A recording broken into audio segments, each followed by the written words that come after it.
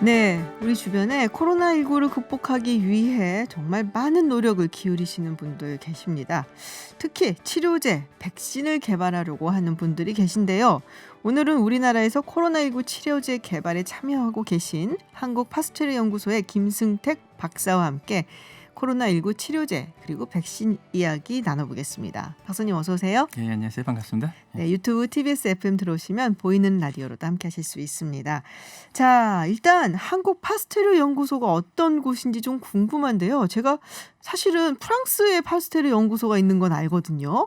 혹시 연결 자매 연구소 뭐 이런 건가요? 예, 맞습니다. 아, 사실은 그래요? 예. 그러니까 여기 연구소가 오. 설립된 게 이제 한 16년 됐는데요. 네. 설립될 당시에 과기부하고 네. 프랑스 파스테르 연구소가 같이 협약을 해갖고 아. 그렇게 만들어졌어요. 그래서 전 세계 한 33군데 이제 네트워크 연구소가 있는데 네네. 그 중에 하나입니다. 그렇군요. 예. 파스테르 연구소 하면 뭐 세계에서 거의 뭐 탑급에 속하는. 주로 이제 감염병 연구나 루이 네네. 파스테르 박사를 기념해서 이제 그러니까요. 만들어진 거니까요. 맞습니다. 제가 제일 많이 기억하는 건 그거예요. 예. 에이즈. 아, 그렇죠. 최근에는 네. 노벨상 받았잖아요. 네. 그걸로. 예, 그래서 맞습니다. 그걸로 정말 그 다큐멘터리를 한번 본 적이 있어서 그래요? 네, 그걸 기억하고 있거든요. 와, 예. 그러고서는. 예.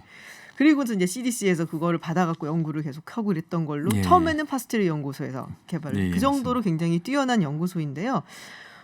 지금 방역 당국이 어제 이 치료제, 그러니까 항체 치료제를 이달까지 대량 생산하겠다라고 밝혔습니다. 그래서 많은 분들이 들으시고, 치료제가 벌써 나왔나? 뭐 그동안 소리 소문도 없었는데 개발을 했나? 막 이렇게 생각하시는 분들이 계셔서 오늘 이와 관련해서 이제 정은경 본부장이 브리핑을 가졌는데요. 이 얘기 먼저 좀 들으시고 그 다음에 이야기 나누겠습니다.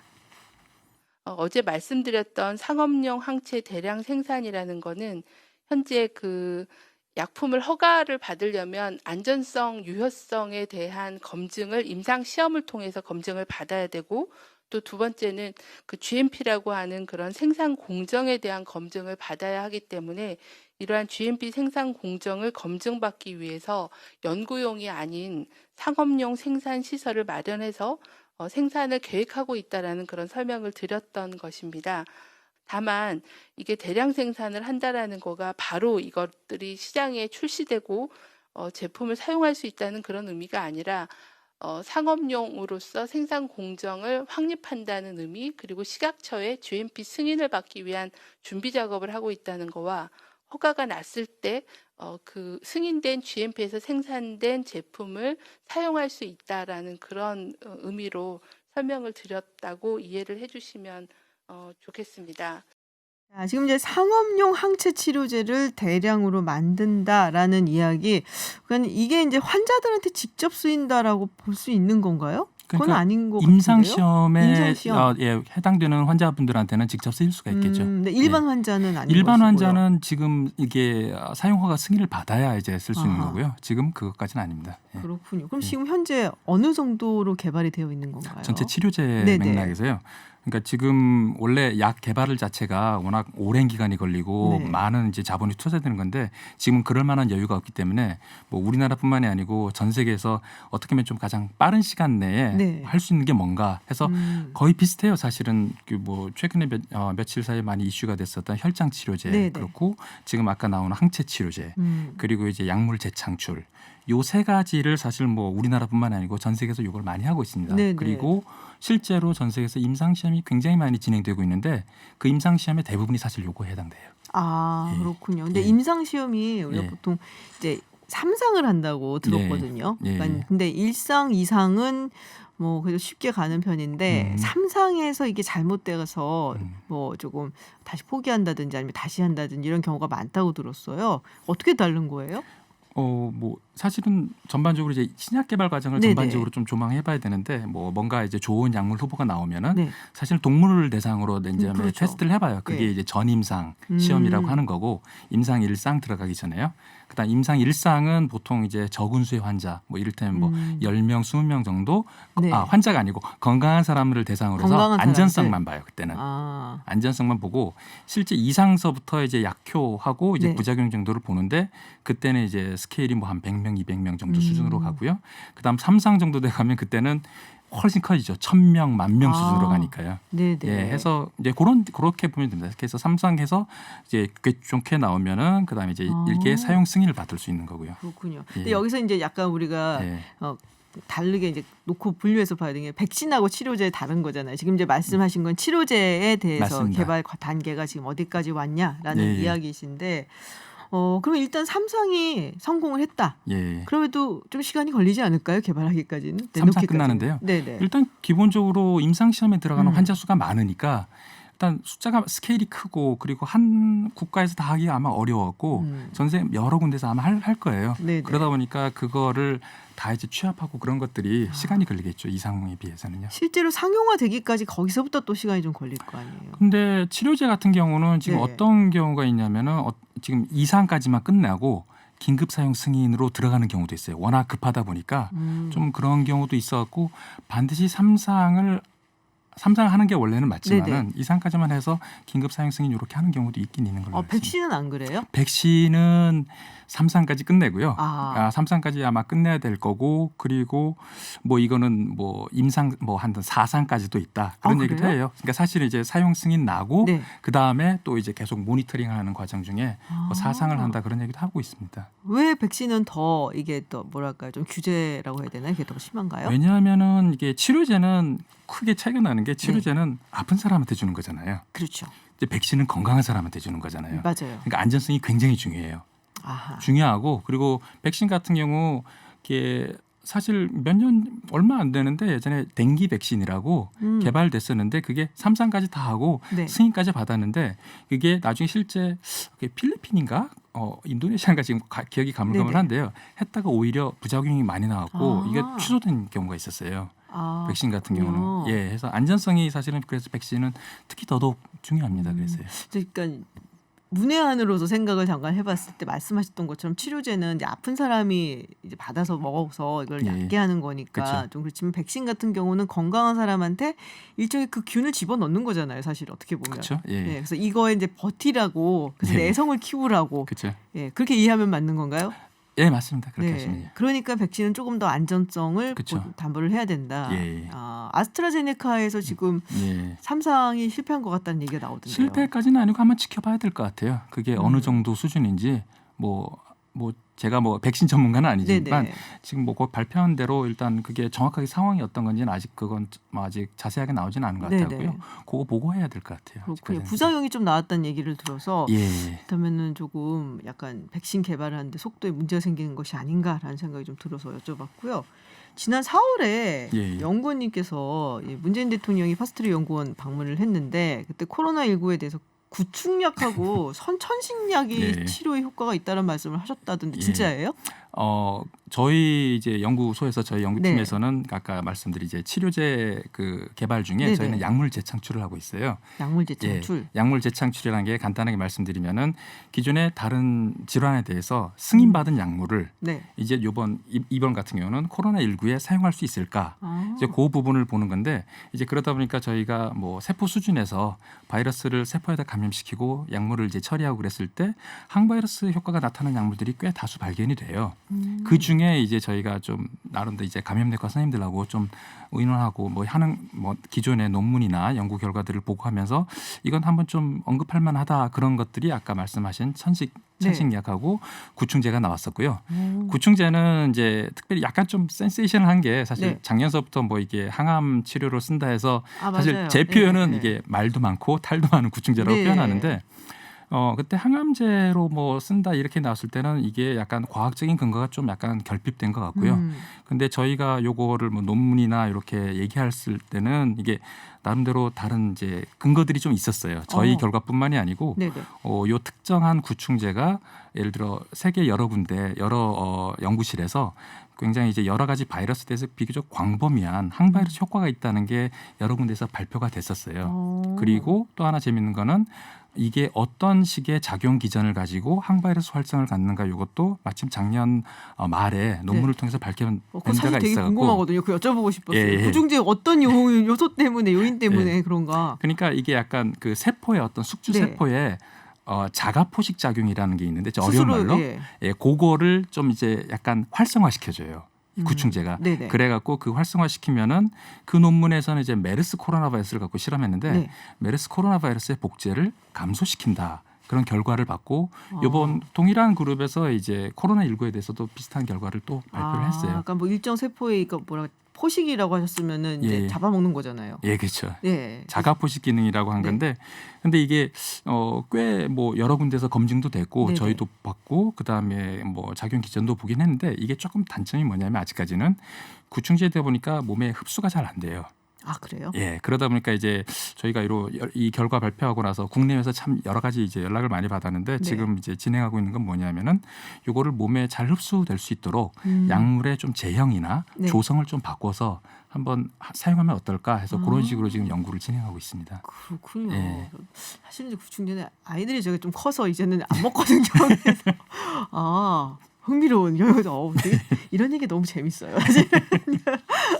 근데 이제 네. 우리가 보통 코로나19의 치료제다 하면은 가장 먼저 떠오르는 게 렘데시비르. 예, 그렇죠. 거든요. 네. 근데 제가 기억하기로는 이거는 이제 경증 환자한테는 잘 안 쓰고 좀 예. 중증 환자한테 쓴다라고 들었던 것 같아요. 예. 왜 그런 거예요? 그게 일단 임상 시험 했을 때 네. 그러니까 승인 받고 할 때 임상 시험 대상 자체가 중증 환자를 대상으로 했기 때문에 뭐 당연히 그럴 수밖에 없고요. 경증 환자에 대해서는 아직 못 썼고 네. 그다음 사실 이게 뭐 렘데시비르가 사실 예전에 제가 계속 메르스나 사스 치료제를 계속 연구할 때 네. 이게 일종의 기준 레퍼런스 드럭으로 계속 네네. 사용하던 약물이었거든요. 그래서 효과가 있다는 거 알고 있었고 이게 사실 동물 실험에서도 굉장히 효과가 좋았어요. 아 그래요? 근데 이게 논문들을 보면 어떤 게 있냐면은 동물 같은 경우에 감염시키고 빨리 써야 돼요.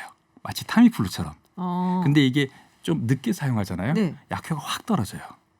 그래서 이제 사실 이게 동물 실험 결과만 봤을 때는 이게 아마 렘데시비르가 네. 사람한테서도 약간 감염 초기에 써야 그러니까요. 굉장히 효과가 좋을 것 같다 싶은데 단점이 뭐냐면은 이게 정맥 주사예요. 정맥 주사. 정맥 주사다 보니까 이게 약물을 어떤 식으로 이제 환자한테 처방하냐 이런 게 굉장히 중요한데 네. 사실 주사제면은 경증 환자들 같은 경우에는 사실 임상 시험하기도 어려워요. 왜냐하면 경증 환자들 같은 경우는 특별히 아무것도 안 해도 그냥 저절로 나을 수 있는데 굳이 정맥 주사 맞아가면서 임상 시험에 참여하기가 굉장히 어렵고요. 조금 힘들죠 그게. 예, 그리고 뭐 아주 크진 않지만 부작용도 있는데 그래서 이제 그것도 있고 그다음 약물 자체가 그리고 이게 좀 합성이 조금 까다로워요. 이게 유기화학 그쪽에 합성하시는 분 얘기로는 뭐 약물에 따라서 좀 다르긴 한데 이게 합성하기가 좀 까다로웠고 이게 그래서 이제 막 수급 문제 막 나오잖아요. 네. 예, 그래서 아마 그런 부분도 아마 좀 영향을 끼칩니다. 예. 그래서 동물한테는 빨리 쓰는 게 속전속결이 예. 좋았다는데 그런데 예. 사람 같은 경우는 이게 정맥 주사로 맞아야 되니까 굳이 경증 환자한테 이렇게 하기는 그쵸. 좀 그렇고 그래서 이제 중증 환자한테 많이 그래서 쓴다는 아마 중증으로 말씀이군요. 간 것 같아요. 처음. 합성하기가 어렵다는 것은 그 약을 이제 만들어내는 게 어렵다는 거예요? 그렇죠. 이게 전부 일종의 뭐 우리가 약이라고 그러는 네. 뭐 알약이나 뭐 이런 거잖아요. 섞어갖고 하는 거니까. 뭐 그런 거잖아요. 근데 그거를 화학적으로 이제 합성을 해야 되는 약이거든요. 이런 것들은. 근데 그게 좀 까다롭다 하더라고요. 그렇군요. 지금 근데 코로나19 같은 경우는 변종 바이러스라고 하잖아요. 예. 계속 참 별걸 다 알아요. 이제는 하도 많이 들어갔고 그쵸. 그래서 그렇게 변한다고. 예. 그래서 그럼 백신을 개발해도 뭐 큰 효과는 없는 게 아니야? 뭐 파우치 소장 같은 경우는 뭐 60% 70%만 돼도 정말 좋겠다라는 얘기까지 나왔었는데요. 그건 뭐 백신 이야기긴 합니다만은 예. 그거 뭐 어떻게 되는 거예요? 이렇게 변종하게 되면은 치료제를 막 계속 조금씩 그 조합을 달리해서 화학적으로 해서 그렇게 만들어야 되는 거예요? 아니면은 그 변종이 네. 사실 이제 조금 일반적으로 오해가 이제 좀 많은 네네. 게 사실은 바이러스가 이번 같은 경우 원래 숙주가 박쥐로 알려져 있잖아요. 네네. 박쥐에 있다가 뭐 중간 숙주가 뭐가 돼도 아직 그 약간 논란의 여지가 있고 사람한테 왔는데 이게 바이러스 입장에서는 변이 일어나는 게 굉장히 자연스러운 거예요.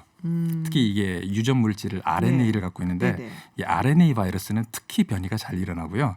바이러스 입장에서는 그냥 자연스럽게 숙주 환경이 바뀌니까 뭐 거기에 변이를 맞춰서 가는 랜덤하게 막 일어나는데 그 중에서 이제 특별히 이제 선택이 되는 거죠 일종의.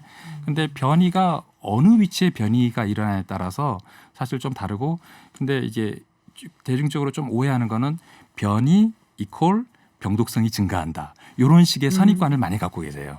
근데 사실은 그렇지는 않고요. 그렇지는 않고 요번에 이제 많이 얘기가 되는 변이 같은 경우는 지금까지 실험 결과를 보면은 뭐 백신이나 네. 아니면 뭐 항체 치료제, 혈장 치료제의 효능과는 무관하다라는 게 일단 실험적으로 증명이 됐어요. 그렇지만 이게 변이에 대한 일단 모니터링을 계속할 필요는 있고요.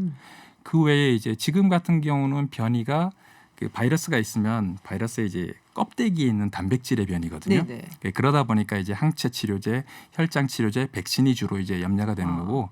근데 치료제가 예를 들어 타겟팅하는 게 뭐 바이러스의 다른 단백질을 예를 들어 이렇게 그거를 대상으로 한다 그러면 이 변이랑은 전혀 무관하죠. 근데 이제 예를 들어 뭐 다른 바이러스 질환이 아니면 뭐 슈퍼박테리아 나온다 했을 네네. 때 그때는 그 어떤 특정 약제에 대해서 내성을 띠는 변이가 나타난 거지만 아직 지금 요 코로나19 같은 아직 그 정도까지 변이는 아니에요. 왜냐면 이게 변이를 예. 한다 생각하면은 예. 이게 점점 막 거대 악으로 변하는 것 같이 느껴지거든요.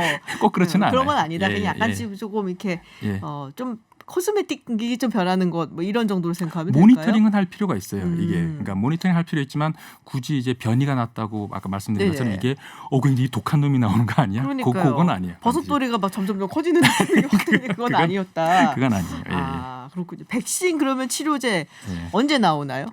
이거 제일 그게 제일 궁금해요. 제가 마지막으로 제가 이게 아껴놨다가 드리는 질문이에요.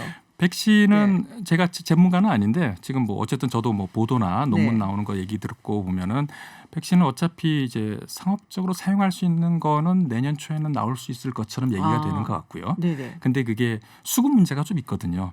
예를 들어 뭐 그 집단 면역이라고 했을 때 뭐 한 60%, 70%를 한다고 그랬을 때 그걸 달성하기 위해서 전 세계 50억 인구한테 준다. 근데 그거를 그거를 예를 들어 2번 한다 그러면 100억 도스가 필요한데 그렇죠. 그게 생산하는 게 참 문제가 될 거예요. 그래서 뭐 제가 그냥 감히 이제 짐작을 하게 된다면은 뭐 우리나라 같은 경우는 빨라도 내후년 아니면 내후년 정말요? 초반 그 정도 되지 않을까 그냥 제 개인적인 짐작이고요. 아. 치료제는 참 말씀드리기가 좀 어려운 게 지금 뭐 여러 가지가 지금 뭐 대부분 뭐 지금 항체 치료제, 혈장 치료제, 지금 약물 재창출 많은 것들이 뭐 지금 한 임상 2상 정도 올라 있는 게 굉장히 많긴 해요. 네. 근데 이 약물이라는 게 제가 예전에 뭐 간접적으로나 직간접적으로 보면은 임상 3상 가다가 예를 들어 환자 한 명이 예를 들어 사망이라도 했다 그러면 거기서 올 스톱 돼요.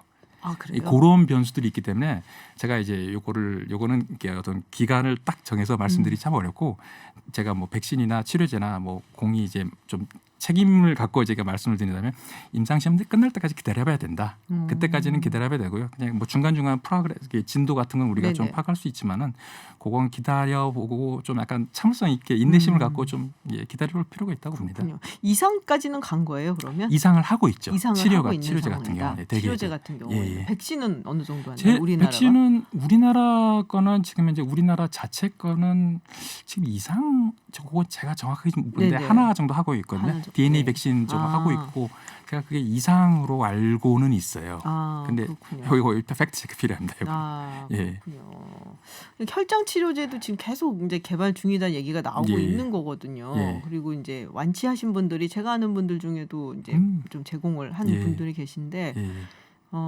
이게 이제 뭐 지금 그렇게 많이 하고 있는데 왜 아직도 안 되는 거예요?라고 물어보면 치료제라는 네. 이게 제가 다른 데서도 이제 표현할 때 네네. 아직 게임 체인저에 해당될 만한 그런 약물은 아직 나오지 않았어요. 아하. 그러니까 약간 혈장 치료제 같은 경우 일단은 이거는 회복한 환자의 이제 혈장을 기부받아서 해야 되는 것 때문에 공급이 좀 문제가 될 네네. 수 있고요.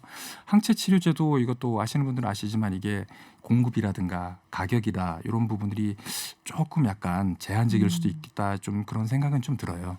그래서 그렇군요. 제가 이제 게임 체인저 정도 되려면은 우리가 독감 바이러스일 때 네. 타임플루 있잖아요. 타임플루. 그거는 우리가 심리적인 저항성이 있잖아요. 예를 들어 백신도 맞고 네. 여차하면 타임플루 먹으면 되지. 네. 근데 그런 정도 약이 나와야 사실은 게임 체인저라고 볼 수 있는데 아직까지 그거는 좀 없습니다. 사실 그런 정도가 나와야지 우리가 뭐 예전 같은 생활로 그럼요. 돌아갈 수 있다라는 그렇죠. 얘기를 할 수 있을 텐데 아직은 이제 예. 조금은 시간을 기다려 봐야 되는 것으로 네 알겠습니다. 네 오늘 사실은 뭐 제가 문과생이라서 아는 게 별로 없어서 어떻게 해야 되나? 이 생각을 좀 했는데 굉장히 흥미로웠습니다. 네, 굉장히 흥미로운 얘기, 재밌는 이야기 많이 들었고요. 저희가 다음에도 한 번 더 스튜디오에서 더 많은 이야기를 풀어보도록 하겠습니다. 네, 오늘 말씀 고맙습니다. 예, 감사합니다. 지금까지 김승택 한국파스토리 연구소 박사와 이야기 나눴습니다.